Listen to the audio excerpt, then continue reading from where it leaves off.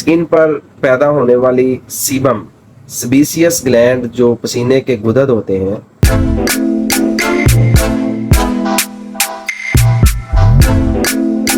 बिस्मिल्लाहिर्रहमानिर्रहीम। आज की वीडियो में क्या क्या है पहले ये डिस्कस कर लेते हैं। आज हम चेहरे पर बनने वाले दाने, इसकी वजूहात, दानों के जो निशानात स्किन पर आ जाते हैं वो, और इन सब का तदारक हम कैसे कर सकते हैं और इनसे कैसे बच सकते हैं, इस सब पर बात करेंगे।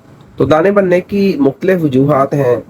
सबसे ज़्यादा दाने बनने का अमल जो है वो तो टीन एज में शुरू हो जाता है। मेल हो या फीमेल बच्चा हो, दोनों में टीन एज में ये मामला शुरू हो जाता है। और इसकी सबसे बड़ी वजह जो है वो कॉन्स्टिपेशन, कब्ज़ है, जो आजकल के बच्चे बताते ही नहीं हैं, और इस मसले की वजह से मुख्तलिफ उलझनों में घिर जाते हैं, ओवर हेल्दी होना शुरू हो जाते हैं, मोटापा आ जाता है और चेहरे पर दाने बनने शुरू हो जाते हैं। इसके अलावा फ़ास्ट फूड का बहुत ज़्यादा इस्तेमाल, जिसमें पिज़्ज़ा, बर्गर, शवारमा और पकौड़े, समोसे, सॉफ्ट ड्रिंक्स, ये इंतहाई गर्म खुश्क चीज़ों का बेजा इस्तेमाल, फलों, सब्जियों, सैलड्स, फ्रेश जूसेस का कम से कम इस्तेमाल या इस्तेमाल ना करना, ये बहुत बड़े असबाब हैं। इसके अलावा स्किन पर पैदा होने वाली सीबम सेबेसियस ग्लैंड जो पसीने के गुदद होते हैं, उनकी वजह से बनने वाली एक रतूबत है, उसको हम सीबम कहते हैं। तो ये सीबम जब स्किन पर रुकना शुरू हो जाती है, अगर ये सब स्किन की सबसे बाहर वाली तह में रुके, जिसको एपिडर्मिस कहा जाता है, तो ये एक्नी बनना शुरू हो जाती है। और एक्नी के पसे पर्दा भी अगर मैं थोड़ा सा पीछे जाके बात करूं तो वाइट हेड्स और ब्लैक हेड्स बनते हैं पहले।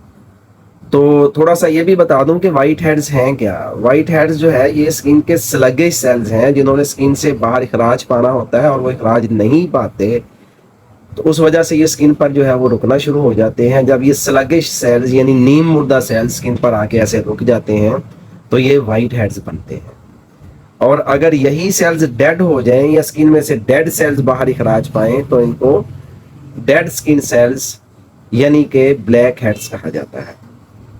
और यही रुके हुए ब्लैक हेड्स या वाइट हेड्स जो है वो बाद में मुख्तलिफ किस्म की एक्नी की कंडीशंस में तब्दील हो जाते हैं।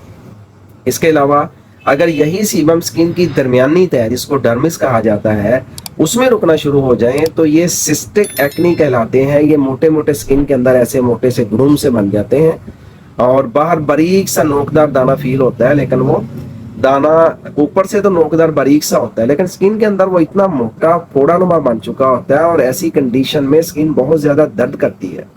जो पेशेंट है वो बड़े परेशान होता है कि मेरी स्किन के साथ क्या हो गया। और याद रखिएगा कि सिस्टिक एक्नी का ट्रीटमेंट जो है ना वो इंतहाई मुश्किल होता है और देर पा होता है। खैर, बात किसी और तरफ निकल गई। तो अभी वजूहात का हम जिक्र कर रहे थे कि एक्नी की वजूहात क्या क्या हैं, तो ये चंद वजूहात मैंने आपको गिनवाई। इसके अलावा नींद की जो नेचुरलिटी है उसको ख़त्म कर देना, ये भी एक बड़ी वजह है। याद रखिएगा, हमारी बॉडी के अंदर जो कुछ चल रहा होता है उसका इज़हार हमारे फेस पर लाजमी होता है। जैसे अगर हम खुश हों तो हमारे चेहरे पर खुशी के तासरात देखे जा सकते हैं बड़ी आसानी के साथ। और इसी तरह से अगर किसी वजह से हम अफसुर्दा हों, गमगीन हों, तो हमारे चेहरे पर भी अफसुर्दगी जो है वो बिल्कुल अय्यां होती है। इसी तरह से हमारी बॉडी के अंदर जो मामला चल रहे होते हैं उनका कुछ ना कुछ इजहार हमारे फेस पर भी लाजमी होता है। तो इसके अलावा भी और काफ़ी वजूहात हैं एक्नी की, लेकिन चूंकि चीदा वजूहात का जिक्र करना ज़रूरी था, वो मैंने आपको कर दिया।